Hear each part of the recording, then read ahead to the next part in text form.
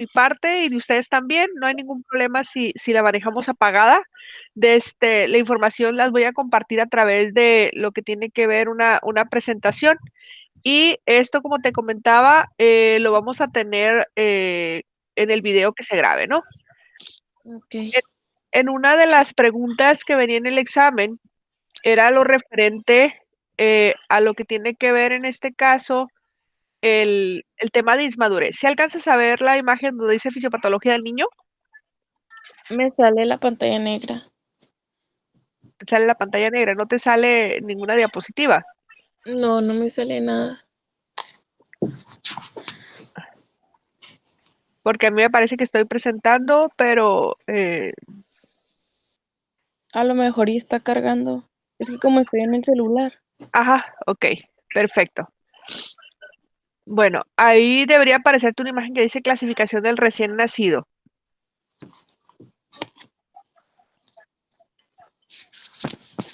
No, no sale nada. Ok, híjole.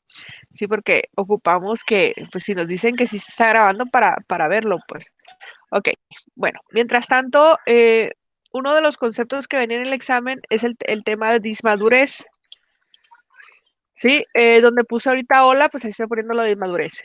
¿Qué es un dismaduro? Un dismaduro es cualquier recién nacido que no es de término y que pesa menos o pesa más de lo que debería de pesar un recién nacido. Un recién nacido, acordémonos que también se le dice neonato. Ujú. Recién nacido y neonato es lo mismo. ¿Y qué es un recién nacido o qué es un neonato? Es el producto de la concepción después de la semana 20, ¿sí? Que, que es del día que nace hasta los 28 días. ¿Y por qué de la semana 20? Porque si yo tengo un producto de la concepción que nace después de, perdón, antes de la semana 20, a ese producto de la concepción se le llama aborto, ¿sí? Pesa normalmente menos de 500 gramos. Entonces, un recién nacido es el producto de la concepción desde el día 1 al día 28, independientemente de su edad gestacional, como tendría que ser superior a las 20 semanas. ¿Sale? Sí. Entonces, si yo tengo un producto de la concepción de 31 días o de 2 meses, eso ya no es un recién nacido. ¿Sale? ¿Cómo vamos a clasificar al recién nacido? Al recién nacido lo vamos a clasificar, como bien decía ahorita, el neonato es el producto de la concepción desde el nacimiento hasta los 28 días.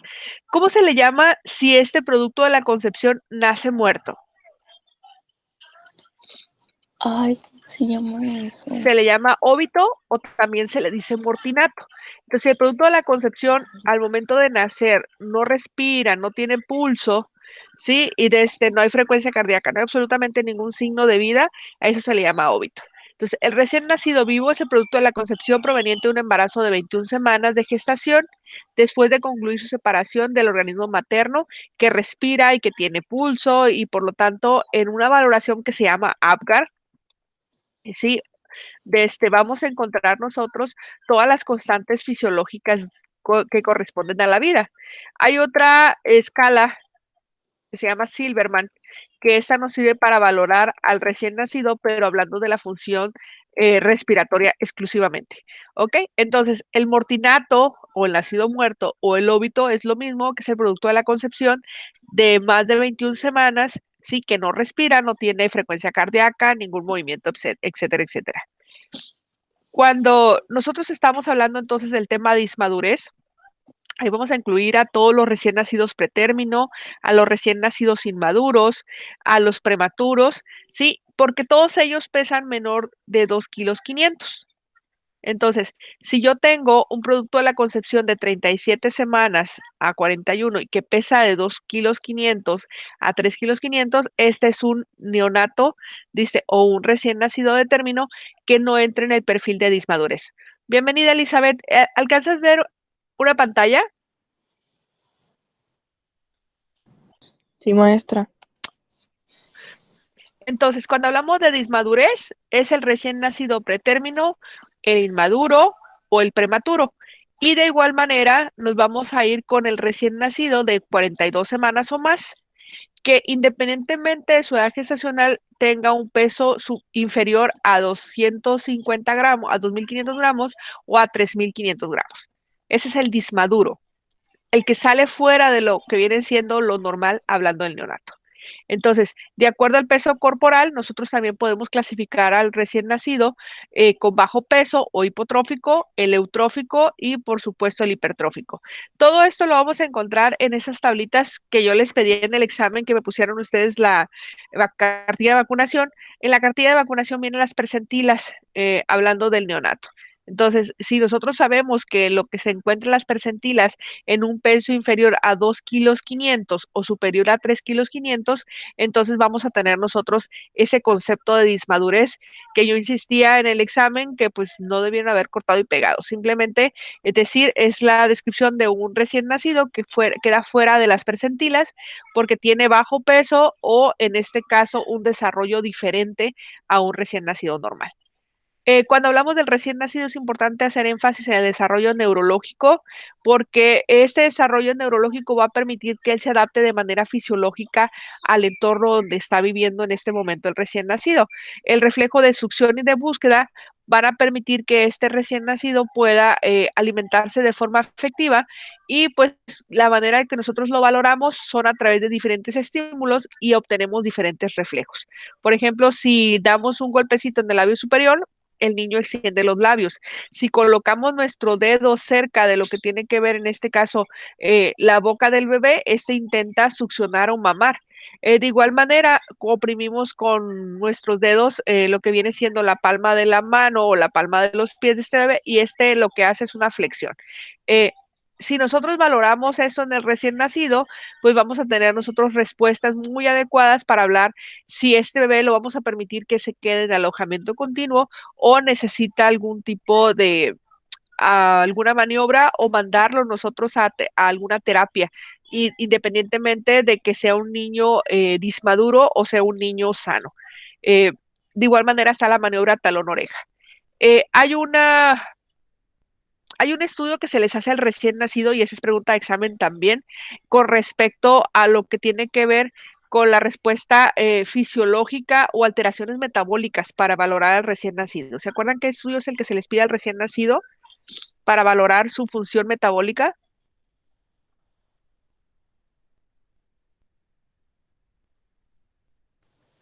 Es el tamiz neonatal, es lo que se les pide al recién nacido y no solamente valoramos hipotiroidismo congénito, sino también valoramos todas las alteraciones que tienen que ver con los aminoácidos en estos pacientes. Las proporciones corporales, si vean ustedes, en el caso del recién nacido, la relación cabeza con el cuerpo es prácticamente una tercera parte de la cabeza y eso pues va disminuyendo conforme nosotros vamos desarrollándonos. Eh, en este caso, las fontanelas nos van a permitir a nosotros tener un crecimiento adecuado de lo que viene siendo la masa encefálica y si las fontanelas se encuentran abombadas, ¿sí? Y son prácticamente detectables, eso es normal en el recién nacido. Sin embargo, después de los 18 meses, esas se tienen que cerrar. Si yo tengo un abombamiento de las fontanelas o hundimiento de las fontanelas, me está haciendo sugerencia, en este caso, del estado hídrico de ese encéfalo. Por ejemplo, si están abombadas las fontanelas, me puede sugerir alguna alteración que tiene que ver con el aumento del líquido cefalorraquídeo, que significa aumento de la presión intracraneana. Si está hundido, pues me está hablando de que este niño está deshidratado. En el recién nacido, el cabello, lo que viene siendo la cara, tienen características muy, muy particulares, sobre todo si yo encuentro ciertas facies que me van a sugerir algún tipo de alteración genética, como viene siendo el síndrome de Down. Los ojos de los pacientes pediátricos normalmente no enfocan hasta una distancia superior a 20 centímetros y lo que les decía en cuanto a la nariz, esta nariz está aplastada o aplanada, pues pudiera sugerirnos síndrome de Down. Al revisarle nosotros la boca al recién nacido, valoramos lo que tiene que ver en este caso el desarrollo adecuado del paladar, sobre todo si nos puede generar alguna afectación al momento de la succión. La presencia de un pabellón auricular completo, pues en este caso nos va a sugerir un desarrollo neonatal de término. Si está incompleto, pues nos habla de una prematurez. Me voy a ir a lo que tiene que ver en este caso la valoración del recién nacido, porque esas son preguntas, repito, son preguntas de examen. Yo no puedo pasar la fisio de la madre en la fisio del niño sin conocer lo que significa Apgar. En el caso del Apgar, yo valoro la frecuencia cardíaca, el esfuerzo respiratorio, tono muscular, irritabilidad y coloración. Si el bebé tiene cianosis, sí, le doy un puntaje de 0. Si no hay estímulos, 0. Si está flácido, como en esta imagen que les muestro, es 0. Y de igual manera, si la frecuencia cardíaca es menor a 60 o está ausente y el esfuerzo respiratorio, pues no hay. En estos casos, entre mayor tenga puntaje el niño, pues lo voy a catalogar como normal. Y en menor puntaje, este paciente necesita una reanimación médica avanzada. Les decía ahorita del Silverman, el Silverman nos va a servir a nosotros para valorar solamente función respiratoria. Aquí valoro aleteo nasal, quejido expiratorio, tiraje intercostal, retracción sifoidea y disociación tóraco-abdominal. Para esto es importante nosotros saber que esta clasificación del Silverman la puedo utilizar en cualquier paciente con dificultad respiratoria. Y esto es lo que tiene que ver para valorar edad gestacional en un paciente donde nosotros desconocemos lo que tiene que ver, sobre todo si la mamá desconoce la fecha de última regla. En el caso de lo que tiene que ver con el capurro del pabellón auricular, si está completo, si está totalmente incurvado, pues nos está sugiriendo que es un bebé de término. Esas escalas se las voy a dejar aquí en el video para que ustedes las puedan visualizar, ¿sí? Y hagan sus anotaciones. Entonces, aquí está como yo saco la edad gestacional valorable con un capurro clásico, o si incluyo lo que tiene que ver aquí la valoración neurosomática, para tener yo nosotros en este bebé que decíamos nosotros, que es dismaduro, que es el pretérmino o postérmino, ¿sí? Y el bebé de término. No sé si tengan alguna pregunta con este concepto que les estaba mencionando ahorita.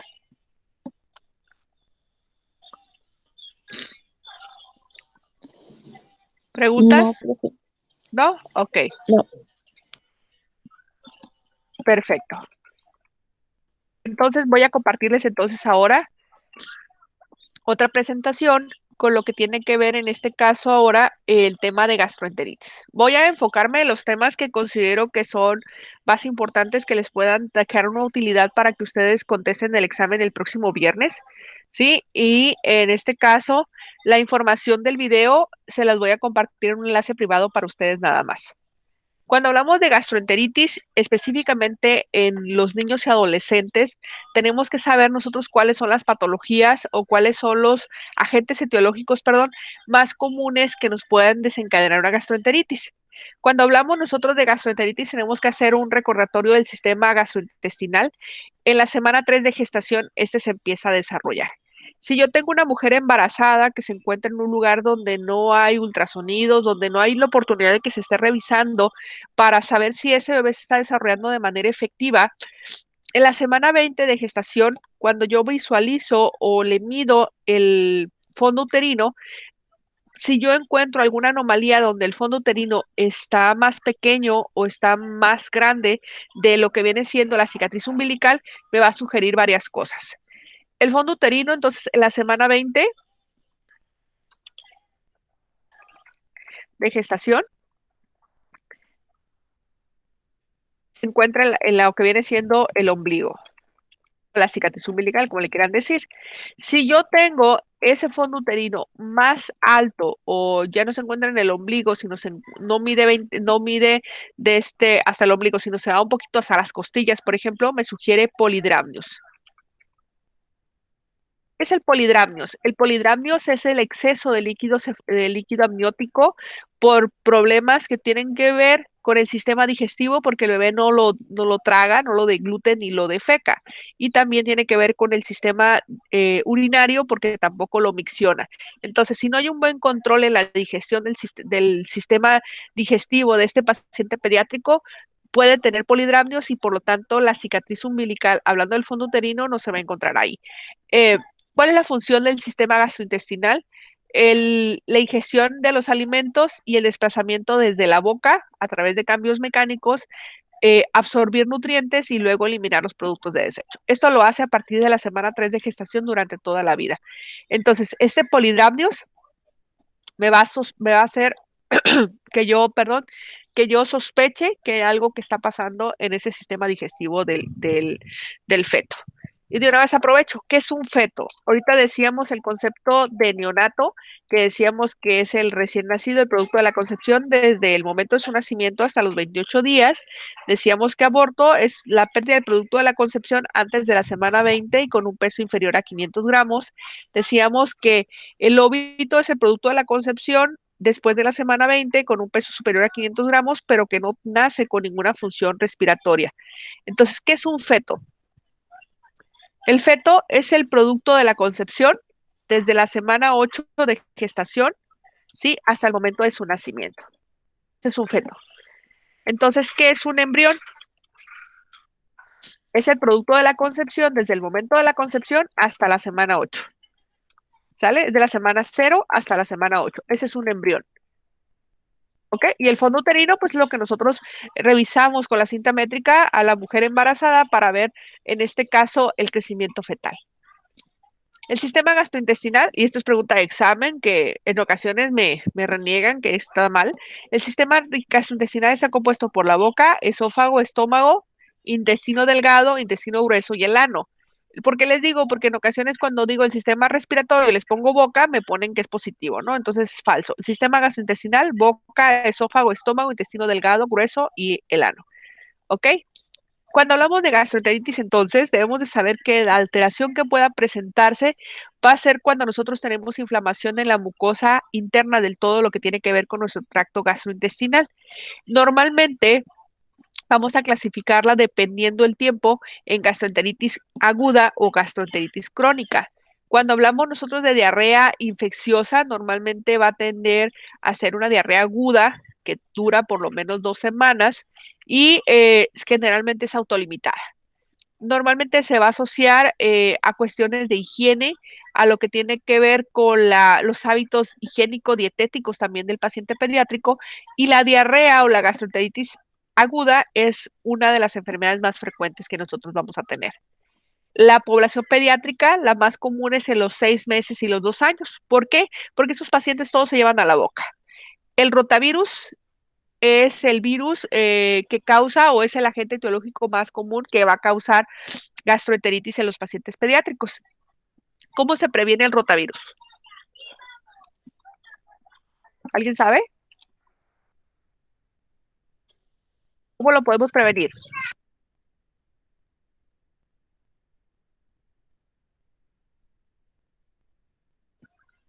Existe una vacuna y es pregunta de examen. ¿Cuál es el esquema de vacunación para rotavirus? Por eso en el examen venía dibujen la cartilla de vacunación. Entonces, para el viernes, pues vamos a preguntar cuál es el esquema de vacunación, hablando específicamente de rotavirus. ¿Cómo se transmite el rotavirus? Se va a transmitir a través de la ruta fecal oral. ¿Sí? El paciente va a desempeñar dentro de su cuadro clínico alteraciones respiratorias, no solamente digestivas, y este virus sobrevive 4 horas en las manos y los objetos. Entonces yo trabajo en un lugar donde cambio pañales, en una guardería, y tengo un paciente con rotavirus, tengo que extremar mis lavado de manos después de cada cambio de pañal. De igual manera, si estoy en el hospital en áreas pediátricas, cada que toco un paciente me debo de asear las manos. Dentro de los agentes etiológicos, esta era pregunta de examen, hablando de la gastroenteritis, ¿cómo clasifico la gastroenteritis dependiendo su grupo, en este caso, agente etiológico? Lo voy a clasificar como virales, bacterianas y parasitarias. En el caso de los virales, el más común es el rotavirus. De las bacterianas está la salmonela, pero también puedo mencionar el Escherichia coli, lo que Shigella, Staphylococcus y el Campylobacter jejuni. Y hablando de las parasitarias, pues aquí les pongo el Cryptosporidium spardium, pero puedo poner aquí lo que viene siendo la Entamoeba histolítica, el Ascaris lumbricoides, los oxurus, etcétera, etcétera. Entonces, ¿qué diferencias, hablando de la fisiopatología de los agentes etiológicos virales comparados con los bacterianos y los parasitarios? Hablando de la fisiopatología, vean esta imagen que tenemos aquí, cómo están estas vellosidades totalmente inflamadas, incluso algunos tienen unos pequeños, como si fueran hematomas o pudiéramos decir hemorragias en estas mucosas gastrointestinales. Entonces, cuando yo tengo en este caso una gastroenteritis, ya sea por virus, bacterias, en este caso parásitos, esta mucosa intestinal va a cambiar. Sin embargo, hablando de la fisiopatología, Vean esta mucosa como se encuentra en este caso dañada por estos patógenos. Vean, esta es normal y esta está eritematosa, está roja. Cuando yo tengo un virus, ¿qué hace el virus? Aplana esto. Imaginémonos que estamos en la playa y las olitas del mar van haciendo esas pequeñas impresiones en la arenita. Cuando nosotros tenemos una parasitosis por rotavirus, eso se aplana. ¿Qué significa? Es como si nosotros desmontáramos o quitáramos los árboles en algún lugar y lo que va a pasar es que absolutamente ningún nutriente, ningún alimento ni nada se va a quedar dentro de las vellosidades. Entonces, los pacientes van a tener hemorragias, perdón, van a tener evacuaciones acuosas y como no solamente afecta el sistema digestivo, sino también el respiratorio, muchos pacientes van a tener cuadros de rinorrea, la presencia de vómitos, pero también evacuaciones meramente acuosas.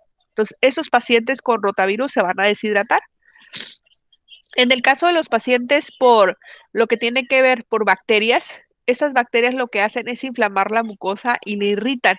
Entonces, al momento de absorber los nutrientes, el paciente lo va a hacer de una forma inadecuada. Otra de las cosas que va a tener el paciente con las bacterias es que su cuadro clínico se va a acompañar de lo que es fiebre, aparte de la deshidratación y muchísimo dolor, porque todo esto, como les mostraba ahorita en la imagen esta que está aquí, se hacen estas pequeñas microhemorragias y el paciente va a tener evacuaciones con moco y con sangre, ¿ok? Eso pasa con las bacterias. Entonces, estas vellosidades se hacen más grandotas y el paciente pues va a sufrir en este caso dolor abdominal, mucho dolor abdominal y las evacuaciones van a ser con moco y con sangre. El paciente tiene fiebre. Pero cuando estamos hablando por un parásito, en el caso del parásito, este llega como si tuviera una pequeña boquita y se implanta aquí, donde están, en este caso, este epitelio celular dentro de las vellosidades y se queda pegadito ahí.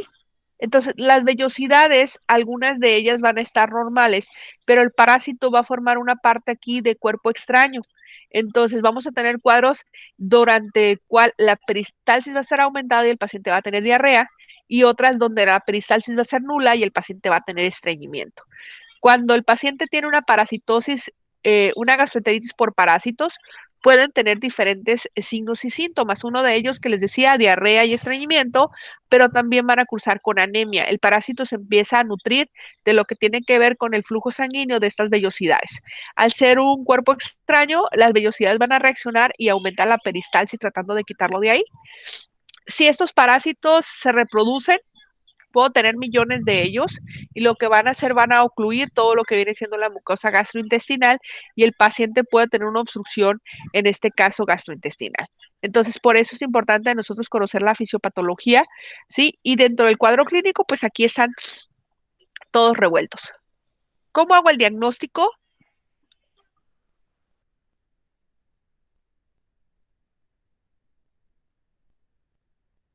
El diagnóstico lo voy a hacer dependiendo de las características clínicas del paciente. Si tiene entre 6 meses y 2 años, mi paciente tiene rotavirus y sus evacuaciones en este caso son meramente acuosas, ¿sí? Y va acompañado de un cuadro respiratorio.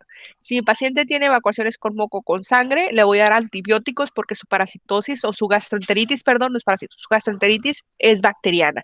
Pero si mi paciente tiene cuadros de lo que viene siendo diarrea y estreñimiento, debo de sospechar en parasitosis y por lo tanto voy a hacer un coprocultivo. Voy a estudiar el moco fecal, pero en todos los casos, sobre todo en rotavirus, tengo que valorar el estado hídrico de mi paciente, sobre todo ese paciente de 6 meses que se me puede descompensar. El tratamiento es restablecer el equilibrio hidroelectrolítico, administrar vacunas, sobre todo contra rotavirus, ¿sí? Y no administrar ningún fármaco antidiarreico para poder nosotros eliminar a través de las heces lo que viene siendo en este caso el parásito, las bacterias y los virus. Las intervenciones de enfermería, pues en este caso son todo lo que tiene que ver con la hidratación. Aquí está el esquema de rotavirus.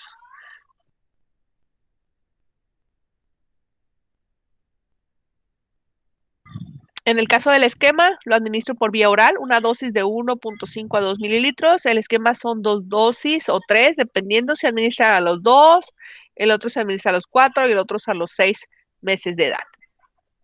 ¿Sale? Bueno, en este caso es una infografía hablando de rotavirus, ¿sí? Los niños más afectados son los menores de 5 años. En este caso, la incidencia es muy frecuente aquí en nuestro país. Vean en este caso cómo llega el virus, llega a las vellosidades y las aplana. Esa es la fisiopatología del rotavirus. En el caso, aquí estoy poniendo a la salmonela. Vean por favor esta bacteria, llega y se aloja en las vellosidades intestinales y lo que hace es inflamarlas. Es un cuerpo extraño, como cuando nos cae algo en el ojo. Es exactamente lo mismo.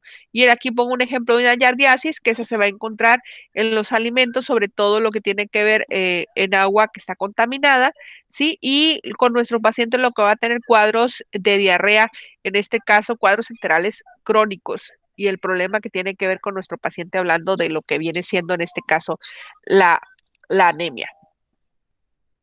¿Ok? ¿Alguna pregunta de gastroenteritis?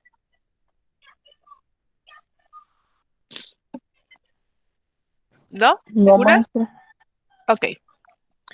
Vamos a irnos entonces a a los parásitos. Espero que hayan desayunado rico. Ok. Bueno, vamos a irnos con la parasitosis.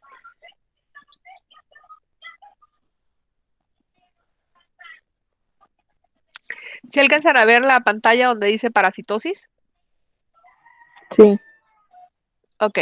Háganme un favor, donde dice chat, pónganme su nombre completo, ¿sale? Para tomarlos en cuenta que están aquí conmigo.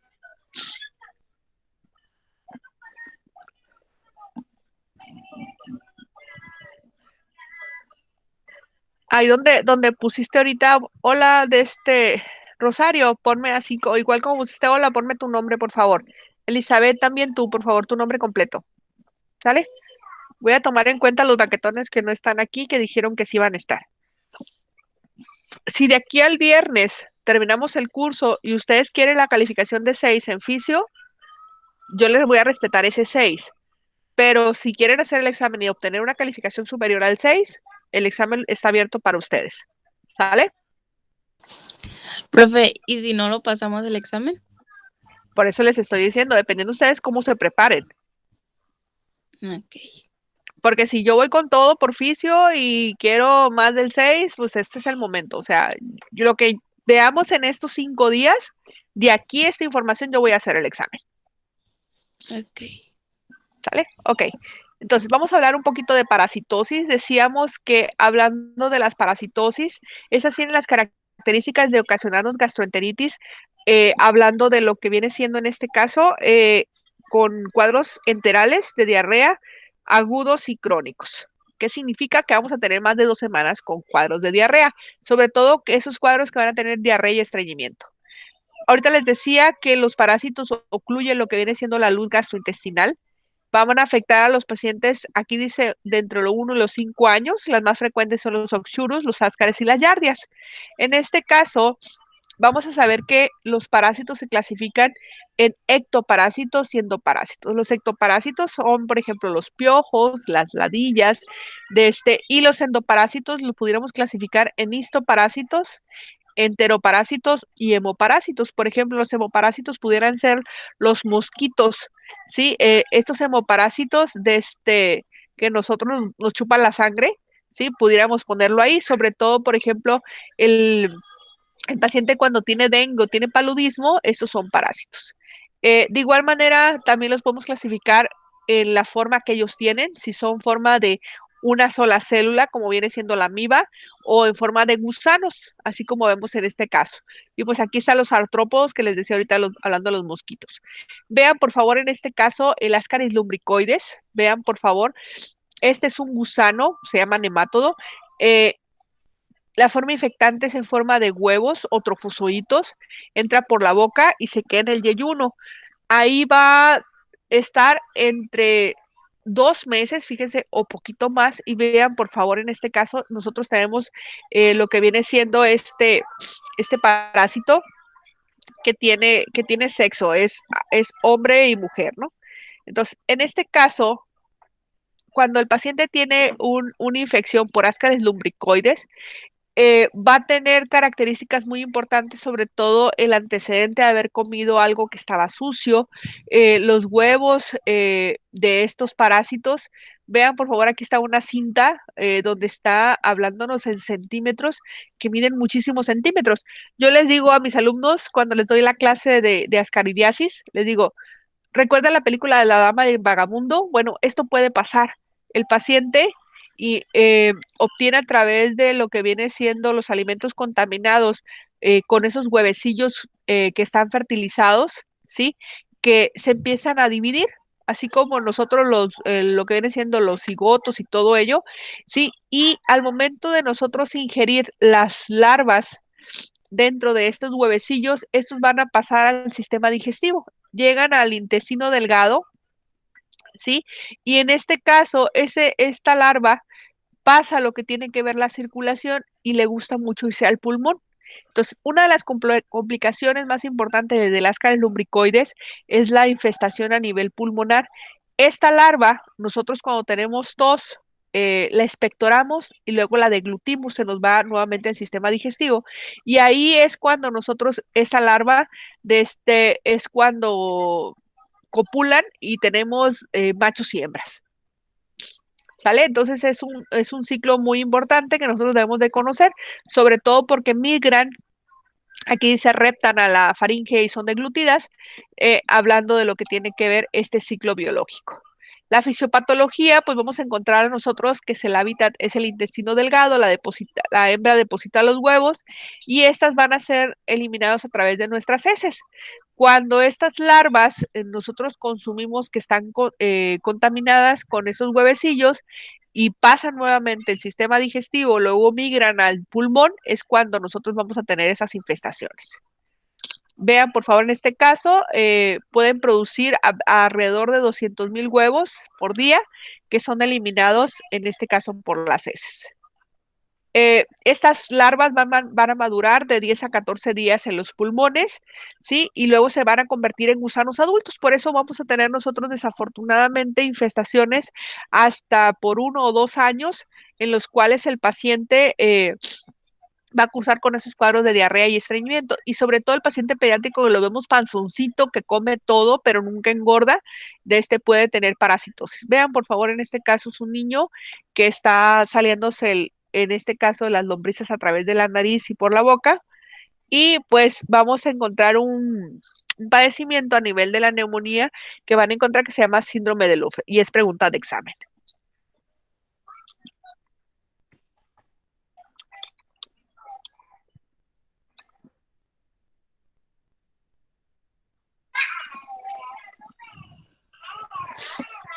Ok. Vean el caso que les decía ahorita, este niño tiene una parasitosis, vean por favor el caso de la panzota tan grandota que tiene, el dolor abdominal, y el método diagnóstico es encontrar nosotros lo que viene siendo en este caso los parásitos que los podemos visualizar o en este caso los quistes también en las evacuaciones.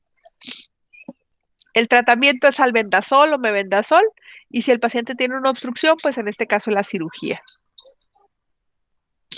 ¿Alguna pregunta con esta parasitosis?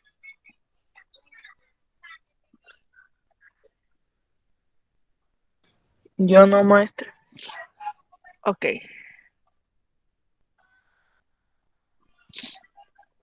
Bueno, entonces me sigo con lo que tiene que ver ahorita otro tipo de... Seguimos con parásitos.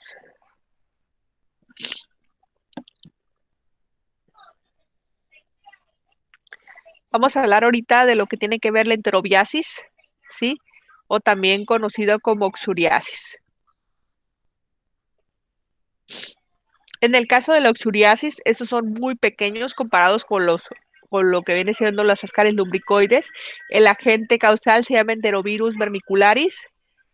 Popularmente se le conoce como oxurus. La gente lo asocia con la comezón en la colita. Sin embargo, el mecanismo por el cual las personas se van a contaminar, en este caso es a través de tocar alimentos contaminados por estos huevecillos, obviamente el rascado en la región anal y lo que tiene que ver con la inhalación de polvos. Yo les comento, vamos a los tacos y llega un remolino y en ese remolino hay oxurus, pues ya con eso nosotros es suficiente para que nos los traguemos, ¿no? Así se alcanzan a visualizar en la zona perianal. Nosotros podemos utilizar lo que tiene que ver una cinta transparente y la ponemos en la zona perianal y de esa manera los podemos visualizar. Es como si fueran pequeños filamentos estos parásitos. Pueden causar traumatismo, sobre todo por el rascado. Y en el caso de las niñas pueden ocasionar problemas que tienen que ver con inflamación de las alpinges o problemas de peritonitis o vulvovaginitis y es una de las causas que pueden ocasionar mucha molestia a los papás cuando las niñas se están rascando, pero es un problema parasitario que hay que tratar de una manera muy seria, sobre todo porque dentro de las intervenciones de enfermería el poder erradicar esos parásitos es un poquito difícil. La ropa de cama, el aspirar los asientos de la sala, los asientos del comedor, etcétera, etcétera, se tiene que hacer con vapor caliente.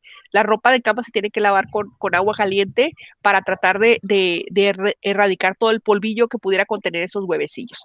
Eh, el ciclo este es muy sencillo. Nosotros tenemos unas larvas que en este caso también se encuentran macho y hembra. Vean, por favor, tienen como una pequeña boquita aquí y una cola que se enrosca. Y estos vamos a inocularlos a través de nuestra boca, que decíamos ahorita, puede ser a través del rascado, el polvo que nosotros nos tragamos, o alimentos que estén contaminados. Al momento de pasar, este tipo de parásitos puede ocasionar un problema de bruxismo prurito anal, sí, pero sobre todo en las niñas puede ocasionar problemas muy serios a nivel de la vagina. Este tipo de parásitos les gusta migrar a lo que viene siendo la zona perianal y de tal manera que el rascado es lo que nos va a hacer sospechar a nosotros lo que tiene que ver con la enterobiasis. Les decía ahorita que para poder hacer nosotros el diagnóstico se utiliza algo que se llama método de Graham, que consiste en un raspado perianal, y colocamos una cintilla y observamos estos huevecillos al microscopio. El tratamiento es mebendazol y albendazol, pero dentro de las medidas higiénicas, como ven ustedes, es el aspirado, el lavado, la higiene, ¿sí? Porque esas son las complicaciones más graves que pudiera tener el paciente. Las uñas cortas y todo lo que tiene que ver con los cuidados especiales para estas pacientes.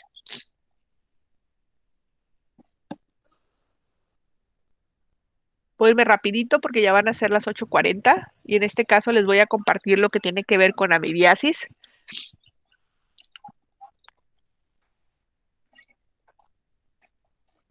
¿Sí ven la presentación que dice amibiasis?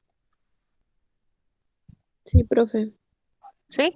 Ok, este parásito es unicelular, es como si fuera un pequeño moco que tiene la capacidad de flexionarse y migrar a la circulación e irse al órgano que quiera, a diferencia del Ascaris lumbricoides que normalmente le gusta el pulmón. En el caso de la amibiasis le gusta mucho lo que es el hígado, pero también a nivel encefálico. En este caso, el agente etiológico se llama entamoeba histolítica. En este caso, las manifestaciones clínicas que van a tener se pueden dividir de dos maneras, en lo que tiene que ver con síntomas digestivos y síntomas extradigestivos.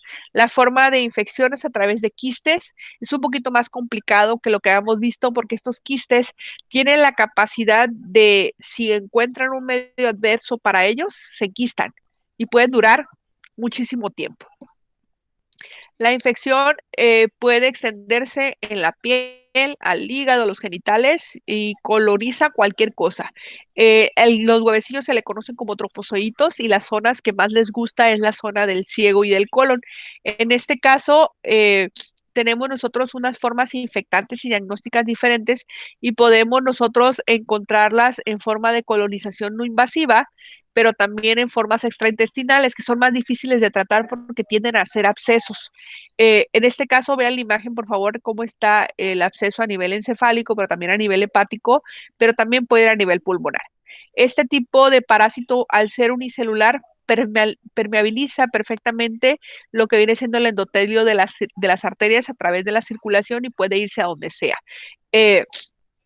Tenemos nosotros el quistecito que se empieza a dividir y forma trofozoitos. Ese trofozoito se multiplica, ¿sí? Y se enquista nuevamente para empezar a formar, en este caso, varios parásitos. Va a través del intestino delgado y se va al colon y pues puede eliminarse por las heces o puede pasar a la circulación. Cuando forma accesos, en este caso, si están muy grandes, pues lo que se hace es drenarlos de manera quirúrgica, pero si no, se da tratamiento farmacológico, a diferencia de lo que tiene que ver en los otros que decíamos albendazol y mebendazol, aquí el tratamiento es metronidazol, sobre todo en esos pacientes que van a tener cuadros invasivos, hablándose de colitis amibiana, colon tóxico amibiano, de igual manera la presencia de los amebomas y presencia también de apendicitis amibiana aguda. Las complicaciones pues pueden ser esos pequeños o múltiples abscesos que van a tener los pacientes que se llaman amebomas, sí, y el paciente puede causar tener septicemia. Entonces el tratamiento principalmente es la mezcla de metronidazol con tinidazol o con dihidrometina, sí, de manera intravenosa a estos pacientes y por supuesto podemos utilizar a los pacientes asintomáticos tratamientos menos agresivos como viene siendo nitazoxanida.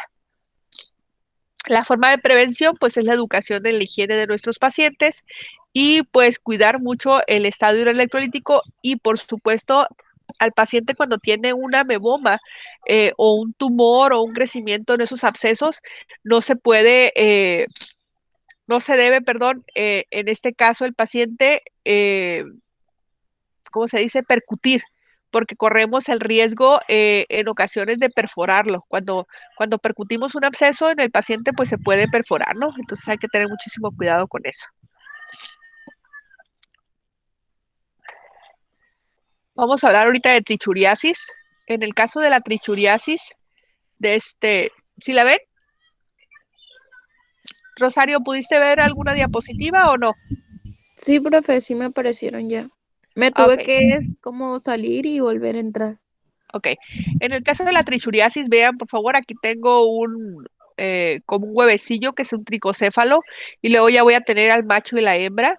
Vean, por favor, en este caso el tamaño que van a tener, o sea, este gusano tiene lo que es intestino, tiene órganos reproductores, tiene una cabeza, tiene, aquí dice un extremo enredado y un extremo recto que tiene la hembra que les permiten copular. La forma infectante son en forma de un balón de fútbol americano y mide unas pequeñas micras. Sin embargo, cuando estamos hablando nosotros de la trichuriasis, se le conoce como una geolmintiasis, que significa que se la vamos a obtener a través de la tierra. El ciclo de la trichuriasis nosotros lo obtenemos a través de lo que viene siendo los huevecillos que están embrionados, que nos los comemos. Esto llega a lo que viene siendo el colon sigmoides, ahí se eclosiona o se liberan las larvas y se empiezan a desarrollar. Estas larvas, al momento de desarrollarse, van a permitir a nosotros que tengamos alteraciones digestivas muy particulares. Si bien les decía ahorita, hablando de las gastroenteritis bacterianas que van acompañadas de fiebre, diarrea con moco y con sangre, en el caso de la trichuriasis, estos van a tener hemorragias, sobre todo porque van a ocasionar que nuestra peristalsis tienda a aumentarse. Vean, por favor, en este caso, esto no lo habíamos visto. El paciente, al sentir que tiene un cuerpo extraño, tiene la necesidad de hacer esfuerzo para defecar y eso le puede ocasionar un prolapso rectal. Entonces, ocasionalmente, esto lo vamos a encontrar en niños que tienen una infección masiva, que están desnutridos, ¿sí? Y pues hay que tener mucha precaución con este tipo de pacientes porque esto requiere tratamiento quirúrgico. Hay que valorar a estos pacientes, sobre todo por la forma crónica que tienen esos pacientes para defecar y la forma de prevenir, pues de igual manera que todas las otras parasitosis es lo que tiene que ver con la higiene, hablando de lo que es el fecalismo o la evacuación de las heces al aire libre. El tratamiento es albendazol y mebendazol, pero si tiene la complicación que decíamos ahorita hablando de lo que viene siendo el prolapso rectal, pues tiende a ser en este caso quirúrgico el tratamiento. No sé si tengan alguna duda con todo esto que hemos visto hasta ahorita.